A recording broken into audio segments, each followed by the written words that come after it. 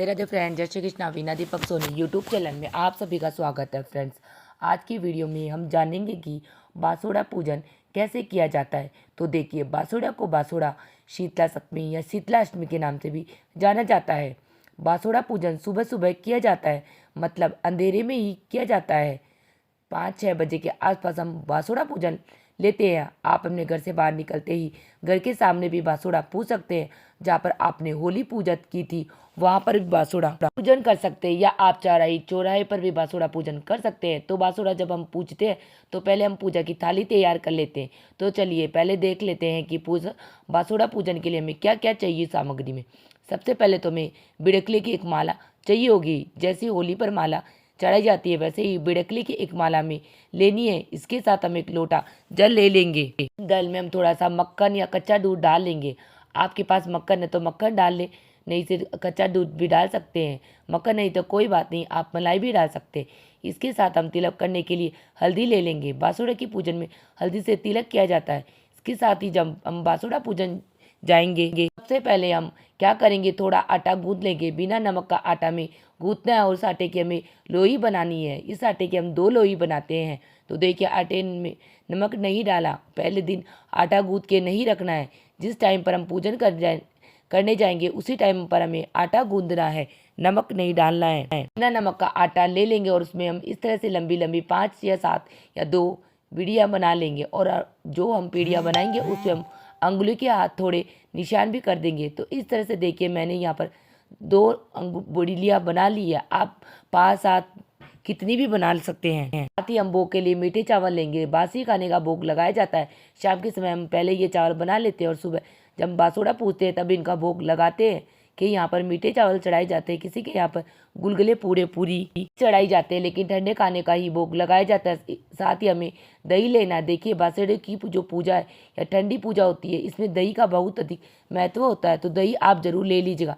साथ में हमें बाजरा लेना है। तो बाजरे का अनाज आप ले सकते हैं। बाजरा ना मिले तो कोई बात नहीं, दूसरा अनाज भी आप मिल जाए तो आप वो भी ले सकते हैं। तो बाजरा आपको इस समय बहुत आसानी से मार्केट में मिल जाएगा, तो बाजरा हम ले लेंगे। इसके साथ ही हम दक्षिणा चढ़ाने के लिए कुछ सिक्के ले लेंगे। तो ये टोटल सामान है जो हमें बासुड़ा पूजन के लिए चाहिए होता है।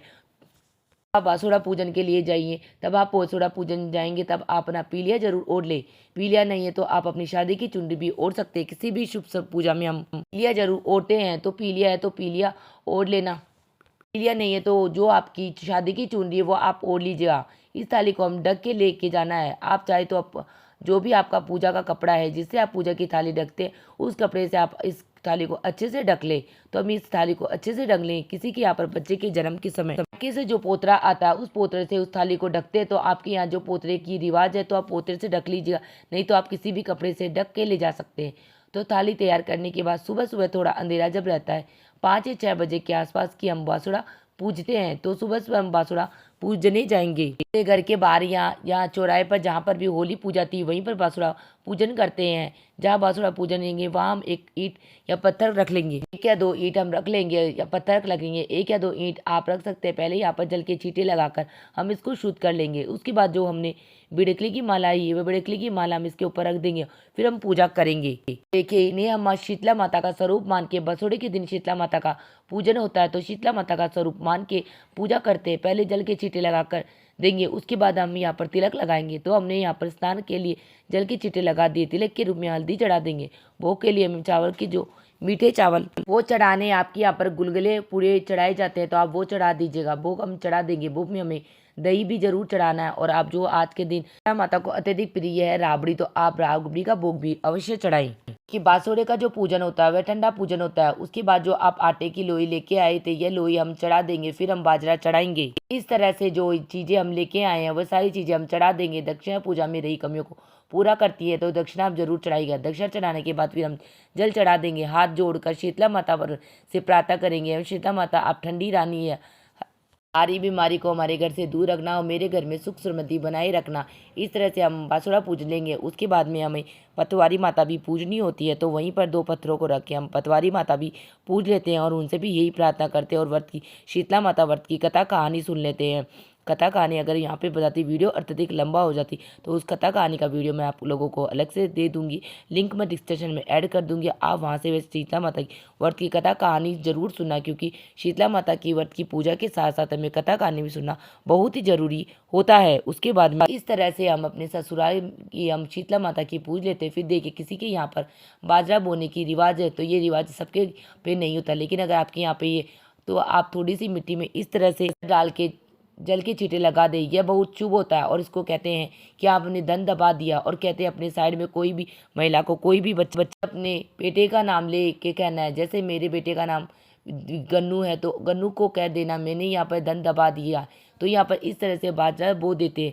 फिर अगर आपके यहाँ पर जब आप बासुड़ा पूजते हैं तो कोई दादा भैया दादा की पूजा करते हैं, तो दादा भैया अगर है तो जो सामान आप लेके गए हैं हल्दी दही चावल जो भी चीज़ें आप लेके गए वह सारी हम दादा भैया पर भी चढ़ा देते हैं। अगर आपके यहाँ पर दादा भैया नहीं तो आप बासुड़ा पूजते हो तो कोई बात नहीं, आप इस पार्ट को स्किप कर सकते हैं। जब आप बासुड़ा पूजेंगे जाएंगे तो रास्ते में अगर नीम का पेड़ मिल जाए तो आप आते टाइम नीम का पेड़ का भी पूजन जरूर करें। हल्दी दही चावल चढ़ा के जल चढ़ा दे, इस तरह आसानी से पूजन हो जाता है, क्योंकि शीतला माता के पूजन में नीम का भी बहुत ज़्यादा महत्व होता है।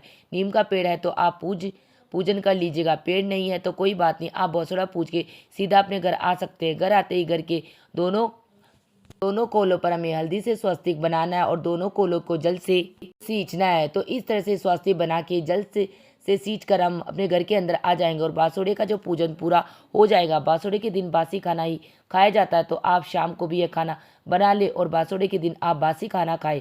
कुछ लोग बासुड़े का पूजन सुबह बासी पानी से या रात को बाल्टी वगैरह भर के रख देते हैं, सुबह उस पानी से नहा के बासुड़े का पूजन करते हैं, और कुछ लोग बिना नहाए बासुड़े का पूजन करते हैं। तो हमारे यहाँ पर तो बासुड़े के पूजन में नहा के पूजा की जाती है। आपके यहाँ पर जैसे किया जाता है उस तरह से आप कर सकते हैं। बासुड़े का पूजन कब किया जाता है तो किसी के यहाँ पर होली के बाद जो सोमवार आता है उस दिन बासुड़े का पूजन करते हैं। किसी के यहाँ पर होली के दिन जो मंगलवार आता है तो उस दिन बासुड़े का पूजन करते हैं।